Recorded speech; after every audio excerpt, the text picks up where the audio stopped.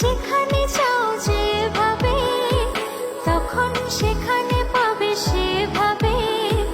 দাঁড়াবে না কিছু বাধা হয়ে।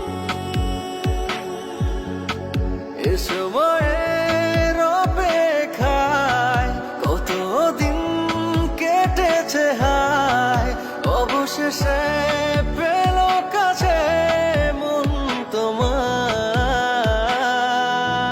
আজ ভালোবাসো না, মন খুলে হাসো না, এছাড়া নেই কিছু আর চাওয়া।